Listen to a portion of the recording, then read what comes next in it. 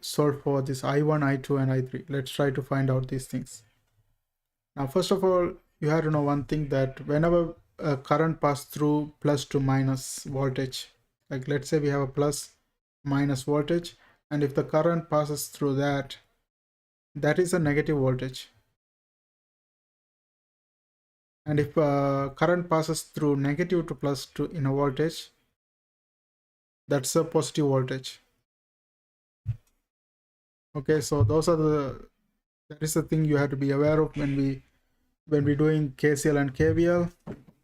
For KCl you don't need that, but for KVl you're gonna need it.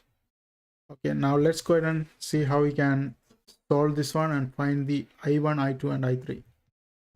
So first of all, you can think about the KCl. We have one node right here. Let's look at this node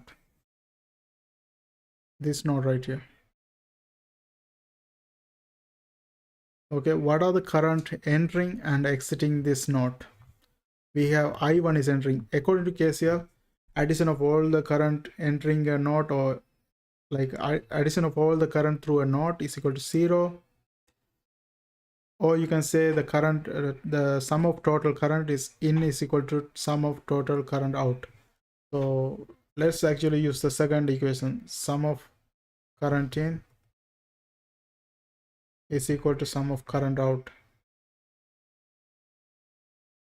This is based on KCl. KCl at node 1. Let's apply node 1. Let's call it, let's call this node 1. So at node 1, let's see what are the current going in and what are the currents going out. So here you can see here that I1 is entering this node.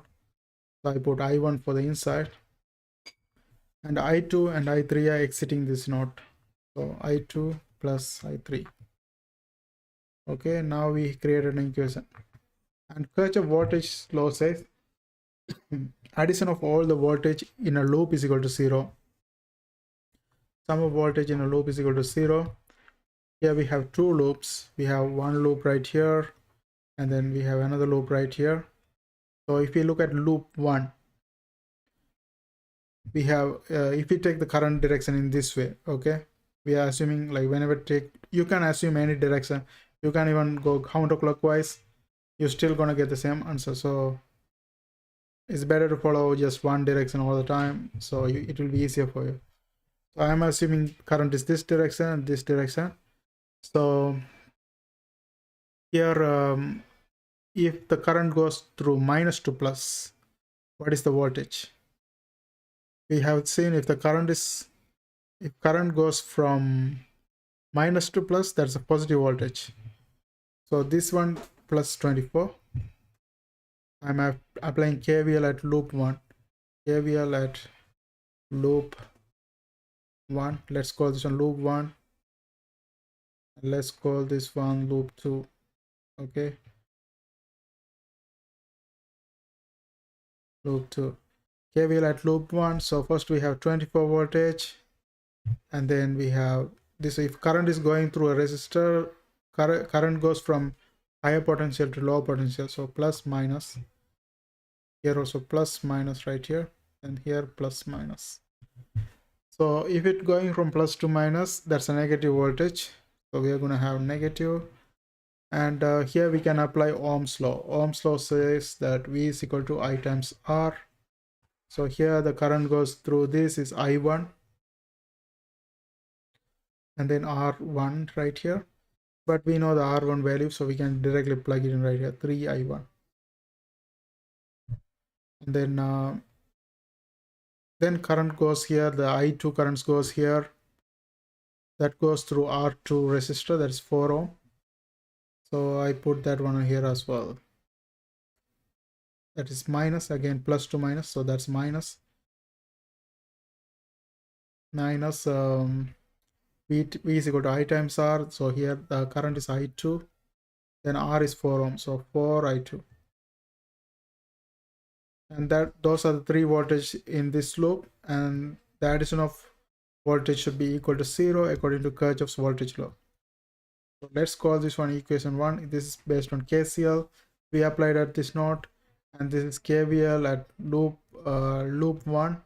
Let's call this equation 1. Now let's apply KVL at loop 2. KVL at loop 2. If we apply, so here we already put minus plus here.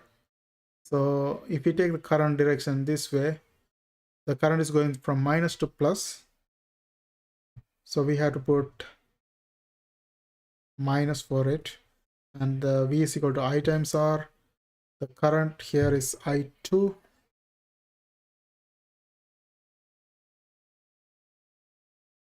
Okay, the current here is I2. So that's negative I2, negative I2 R2. R2 is 4 ohm, so I put 4 I2.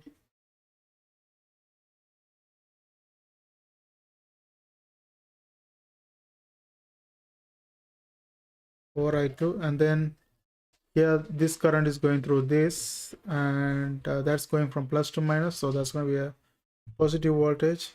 So this is plus 12 I3, that is equal to 0. Okay, so now we have created two equations. 4I2, 12I3. Okay, the next thing is, you know what, I made a mistake here. So if the current goes through minus to plus, that's a positive voltage, and if current goes through plus to minus, that's a negative one. This is negative. Okay, so this is the equation 2, this is equation 3. So now here we have like 3 unknown variables. Here we have 2 unknown variables, here also 2 unknown variables, but here I can do one thing. I can rearrange this one and equate this one to, I can, instead of I1, I can put in terms of I2 and I3. Let's try that one. Okay, I'm taking the equation 2 here. Let me do it with a different color. I'm taking the equation 2, and let's avoid this V for now because kind of confusing with the voltage and stuff like that. That's a unit, so we can neglect until we solve it. So 24 minus 3I1 minus 4I2 is equal to 0. So if we apply this I1 is equal to I2 plus I3. So this is going to be 24 minus 3 times, instead of I1 I plug this one, I2 plus I3. So this is going to be I2 plus I3 instead of I1, and then minus 4I2,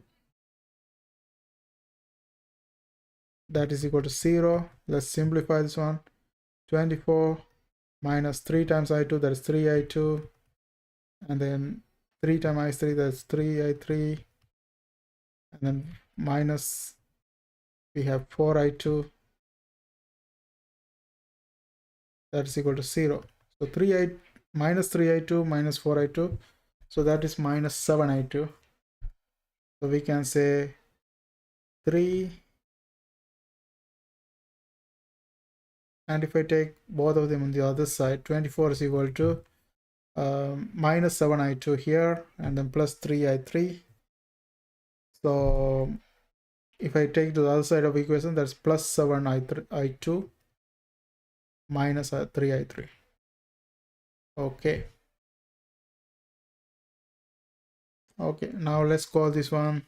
Okay, let's leave it like this equation. And what I'm going to do is, if you look at the equation 3, here we just turn this equation 2 into look like this. This was the equation 2, and we made it look like this. And if you look at the equation 3, that we applied on loop 2, and we got this one by applying KVL at loop 2. So here you can see 4i2 minus 12i3 is equal to 0. So here by elimination we can remove this i3 if I made it equal. So to make this one equal, what I can do is I can make this one into 3i3 by dividing by both of them by 4. So if I divide both of them, if I divide this one by 4, like if I or you can say I can multiply this one by 1 over 4, I will get, okay, you know what, I need some space. I'm gonna erase this one for now, make a note of this. I'm gonna erase this one.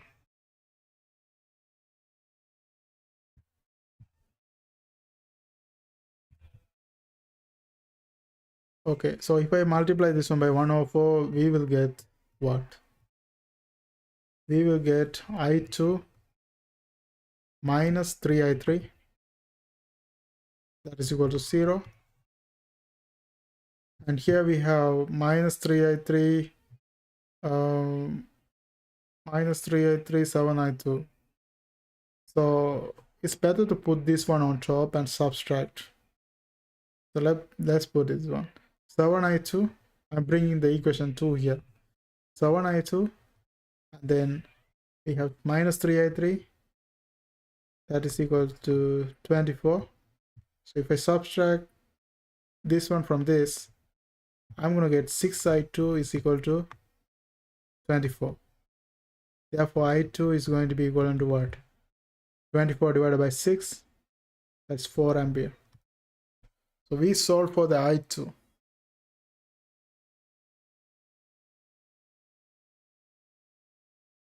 You know, like I had to double check if I'm making any mistake or not.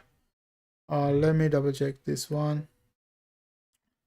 So here we got 24 minus 3i1, so 4i2, and when I apply this one, we got 24 minus 3i2.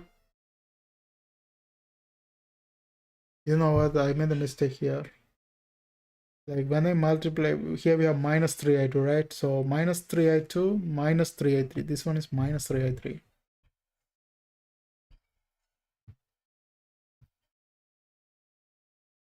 This one's supposed to be minus. So let's see what did I mess up here. So this is like minus 3i2 minus 4i2, that is 7i2. Okay. And this is minus 3i3, so if we bring it to the other side, that's plus 3i3. Oh shit, okay. So here we should be having plus 3i3. Then we have to add them to remove this 3i3. So this is wrong, I had to redo it again. So if I add them,